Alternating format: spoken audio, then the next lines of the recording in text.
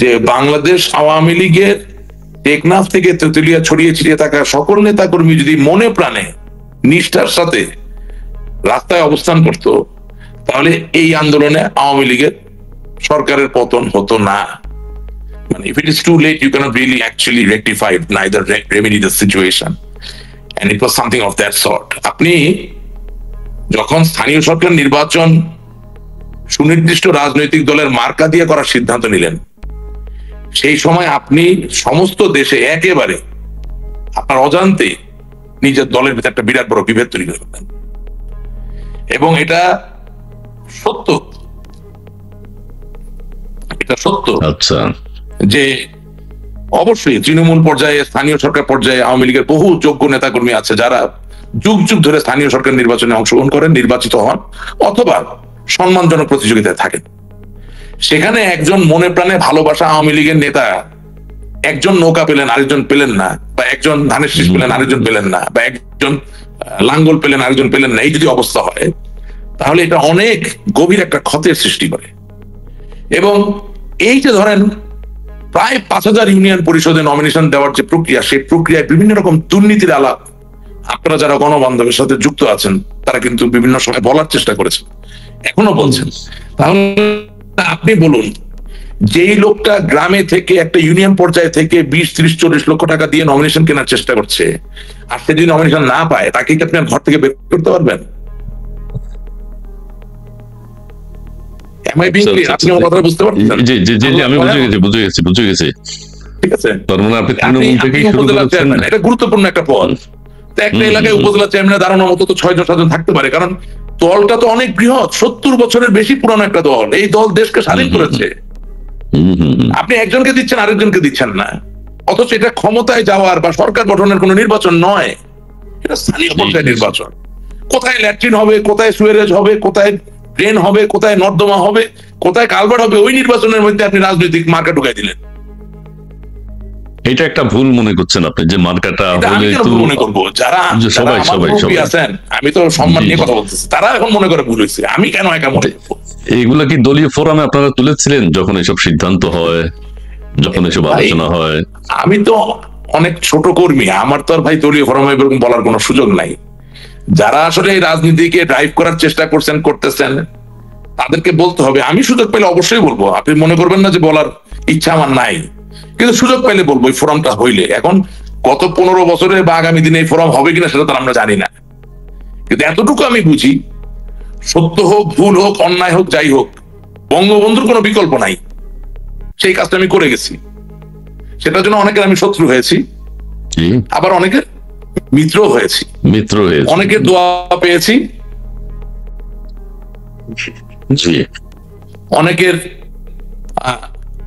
অনেকের ঘৃণার শিকারও আমি হয়েছি।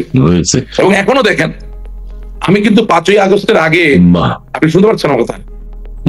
মাহবুব রশিদ খান কামাল, মাহবুব রশিদ খান কামাল একজন দর্শক, আমাদের খন্দকার ইসমাইল রাশিক রহমানের বাচনভঙ্গি অসাধারণ। আমার না, রাশিক ভাইয়ের, আমাদের সবার উচিত আত্মসমালোচনার দুয়ার উন্মুক্ত করা। ঠিক আছে, আজকে আমরা রাশিক ভাইয়ের কাছে আত্মসমালোচনামূলক কিছু কথা শুনতে চাই। ইসমাইল ভাই, আমি আত্মসমালোচনা করছি, আমি ঐক্যবদ্ধ হওয়ার পথের কথা বলছি। আমরা যা ভুল করেছি সেটা যদি স্বীকার না করেন, যিনি ওই ভুলের শিকার হয়েছেন, যিনি সংক্ষুব্ধ, যিনি ব্যথিত, তিনি আপনাকে ক্ষমা করবেন না। এবং আমাদের আওয়ামী লীগের মাঠের নেতা কর্মীরা আজ নির্যাতিত, নিষ্পেষিত, শোষিত, লাঞ্ছিত, একই সাথে তারা দুঃখিত, তারা ব্যথিত। ঠিক আছে, তার নির্যাতনের জায়গা আমি লাঘব না করতে পারলেও আমি তাকে বলতে পারবো যে আমাদের যে ভুলগুলো হয়েছে সেটা আমরা ফিল করতে পারছি। এটা তো অবশ্যই বলা উচিত, আমি সেটাই বলছি। ওই জিনিসটা অনেকেই তো বলতে চান না, নিজেদের কোনো ভুল নাই, নিজের দলের কোনো ভুল নাই, নিজের কর্মীদের কোনো ভুল নাই, সেটা যদি এটা অন্তত স্বীকার করা, রিয়েলাইজ করতে হবে। দলের কোনো ভুল নাই, না দলের কোনো ভুল নাই। আমি কিন্তু বলেছি যে আমরা সব খুব ভালো চালিয়েছি, এটা কিন্তু দল চালায় না, দল কিন্তু দেশ চালায় না। দল জনকল্যাণমূলক কর্মসূচি দেয়, দল আদর্শ দেয়, দল স্বপ্ন দেয়। দলের আদর্শ না মেনেই তাহলে অনেকে ভুল করে থাকেন, সেগুলো দলের উপরে তো বর্তায়। সেটা দ্যাট্রিন পয়েন্টে আমি আপনার সাথে একমত, দলের কোনো দোষ নাই। সেই ক্ষেত্রে পার্সোনাল এখন যেগুলো আমরা দেখতে পাচ্ছি, অনেকেই অনেক রকম কিছু কিছু দুর্নীতির কথা উঠছে, অনেকের বিরুদ্ধে আইনানুগ ব্যবস্থা নেওয়া হচ্ছে। এগুলো কিন্তু আপনাদের সময় কিন্তু আপনারা দেখেছেন, দেশের মানুষও দেখেছে, কিছু কিছু তো হয়েছে। সেই বিষয়গুলো নিয়ে কোনো কথা কি একটু বলবেন? আচ্ছা ভাই, প্রথম কথা, ঝেড়ে কাটাই তো ভালো। জি জি, আপনি অবশ্যই। দুর্নীতির কয়েকটা নাম বলে তাহলে তো কথা বলতে আমার সুবিধা হয়।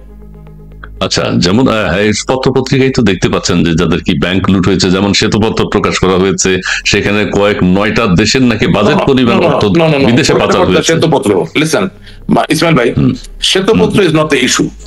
ইস্যু হচ্ছে আপনি একজন সচেতন মানুষ, আপনার জানা মতে আপনি দুর্নীতির কয়েকটা কথা বলেন, ওটাকে আমি সম্মান জানাই। আমার শ্বেতপত্রের প্রয়োজন নাই, শ্বেতপত্রের ভিত্তি কি আমি জানি না, কিন্তু আপনি জনগণ হিসেবে যদি মনে করেন ওই জায়গায় দুর্নীতি হয়েছে, ওটাকে সম্মান জানানো আমার দায়িত্ব একজন রাজনৈতিক কর্মী হিসেবে। আপনি বলেন।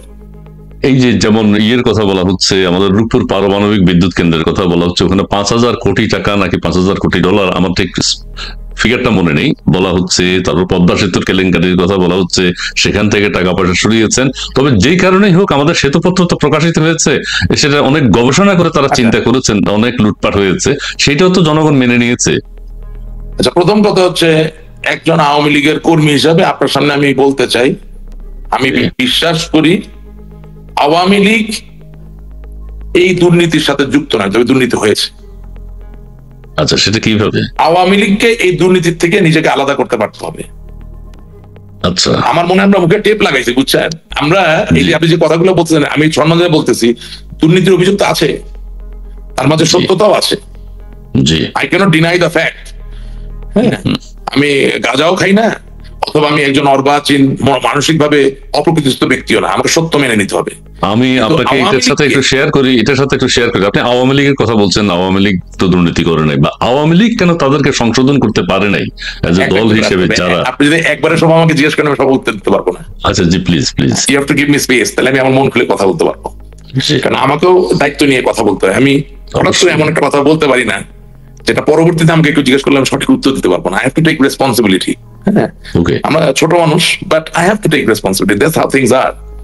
So what I was trying to tell you, যে আওয়ামী লীগের পক্ষ থেকে আওয়ামী লীগকে এই দুর্নীতির অভিযোগগুলোর থেকে নিজেকে দূরে সরিয়ে আনতে হবে। আপনার অনুষ্ঠানের মধ্যে প্রশ্ন হচ্ছে যে আমরা কি সেটা করছি? যদি না করি, আমাদেরকে সেটা করতে হবে, এটা এক। 2 নম্বর হচ্ছে যে আপনার প্রশ্ন ছিল কি, যে আমরা কেন দুর্নীতির ব্যবস্থা নিয়ে নিই। এটা ভাই খুব কঠিন প্রশ্ন জিজ্ঞেস করছেন। আমি আজকে একটা কথা বলি, একটা পানি সম্পদ মন্ত্রণালয়ের একজন সিনিয়র ইঞ্জিনিয়ারের তুলনায় একজন ধরেন 15-20 বছর ধরে রাজনীতি করে কিন্তু দুর্নীতিগ্রস্ত এরকম একজন রাজনীতিবিদ, দুজনের সম্পদ যদি তুলনা করেন, তাইলে ওই পানি সম্পদ মন্ত্রণালয়ের ইঞ্জিনিয়ার যে কোনো দিন ওই লোকরে 100 বার কিনা বেচতে পারবে। এটা হচ্ছে রূঢ় বাস্তবতা। এখন এরা যখন একাকার হয়ে যায়, তখন তো আপনি এদেরকে বিচার করতে পারবেন না।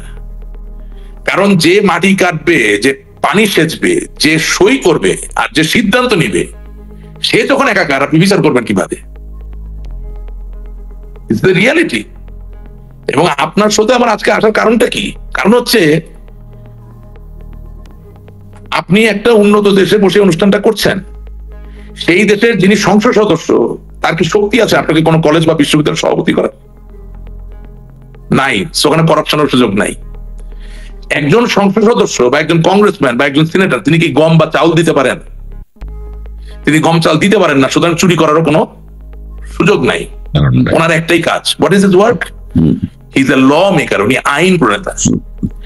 আমাদের 53 বছর 54 বছরের বাংলাদেশ স্বাধীন হওয়ার পরে যে রাজনৈতিক চর্চা, তাতে করে সত্যিকার অর্থে বাংলাদেশের মানুষকে সাবলীল, স্বাচ্ছন্দ্যময়, শান্ত, শব্দটা হচ্ছে শান্ত। আপনার ঘরে টাকা আছে কিন্তু শান্তি নাই, এটা তো উন্নয়ন না। আপনার এই কথার সাথেই আমি একটা কথা বলি, ধরেন আমি আপনার এই কথার সাথে রাইট, আপনার কথার সাথে আমি একটু যোগ করি, সেটি হচ্ছে এখানেও দেখা যায় যে হ্যাঁ, বিভিন্ন কমিউনিটি দেখতে পাচ্ছি যে তাদের এমপি কে ডাক দেন, এমপি কে ডাক দিলেই চলে আসে, মন্ত্রীকে ডাক দিলেই চলে আসে। আমি বললাম এটা কিভাবে সম্ভব ভাই? এমপি মন্ত্রীর কি কাজ নেই? ওনারা কোনো ব্যস্ততা না, ওনারা তো পার্লামেন্টে যাবে, শুধু আইন প্রণেতা হিসেবে কাজ করবে, আর এলাকার সমস্ত কাজ ওইটা প্রতিনিধিরা করবে, ওখানকার যে ডিপার্টমেন্ট গুলো আছে তারা করবে, এগুলোর ব্যাপারে ওনাদের কোনো সে নেই, ওনাদের কোনো ভূমিকাই নেই। সো ওনারা ওই পার্লামেন্ট না থাকলে ওনারা বেকার এক ধরনের। আপনি ধরেন তত্ত্বাবধায়ক সরকার সংস্কার করতেছে, কি সংস্কার করে ভাই? আপনি মনে করেন আমার আওয়ামী লীগের বহু প্রথিতযশা আইনজীবী, একেবারে সক্রিয় রাজনীতিতে বড় নেতা, বিএনপিতে অনেক প্রথিতযশা আইনজীবী সক্রিয়ভাবে বিএনপি রাজনীতি করে। কেউ কোনো একবার বলছে যে আমরা সংসদ সব গম দেওয়ার জন্য না? কেউ কোন সংসদ নিজের থেকে বলছে যে আমরা স্কুল কলেজের সভাপতি নিয়োগ করা এটা আমাদের কাজ না? দুর্নীতি ঠেকাবেন কোথায়? A parliamentarian is supposed to formulate, form and propose laws. They are supposed to be members of oversight committees which will actually come up with ideas and proposals for upcoming law formation. এটাই তো বাস্তবতা। আমরা যে কথা বলতেছি, আপনি আমার কথার মাঝে খুঁজে পাবেন যে এত দুর্নীতি কেন। জি জি জি, বুঝে গেছি। অনেক এমপি টাকা খায় না, কিন্তু তার নিচেটা তো খায় ভাই। আপনি টাকা খাওয়ার দৃষ্টি এমপির কথা রাখলেন কেন? যে আপনাকে রাতে নিশ্চিন্ত ঘুমের জায়গা তৈরি করে দিবে, সে কেন গম, চাউল, কাবিটা, টিয়ার, স্কুল কলেজ গুলা করবে? ভাই আমি বিব্রত বোধ করি, বুঝলেন? I am telling you. এবং এটা যদি হতো তাহলে সমাজের সত্যিকার জ্ঞানী শিক্ষিত মানুষ, যারা মানুষের জন্য কথা বলে, আইন প্রণয়নের চিন্তা করে, একটা সংবেদনশীল, একটা প্রগতিশীল সমাজ গড়ার চিন্তা করে, তারা নির্বাচন করতে পারতো, জিতে আসতো। তাইলে ওই 50 কোটি টাকা খরচ করে নির্বাচন জিতে আবার 50 কোটি টাকা মানুষের কাছ থেকে রক্ত শোষণ করে উঠায় নেওয়ার ব্যাপারটা থাকতো না।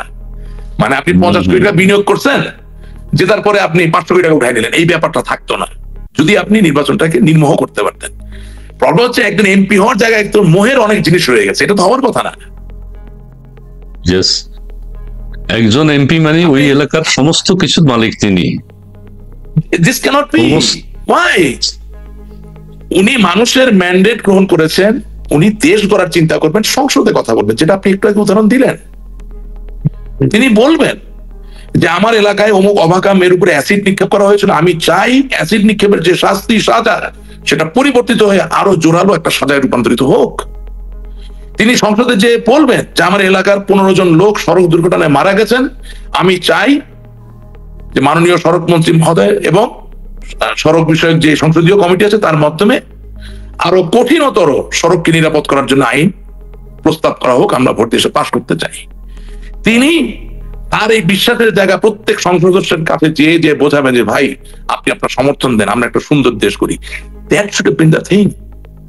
কিসের সংস্কার ভাই? আপনি একজন মানুষ প্রধানমন্ত্রী, একই মানুষ সংসদের নেতা, একই মানুষ দলের সভাপতি, একজন মানুষ মন্ত্রী, তিনি আবার একই সাথে কি বলে যে দলের কোন একটা গুরুত্বপূর্ণ সম্পাদকীয় পদে আছেন।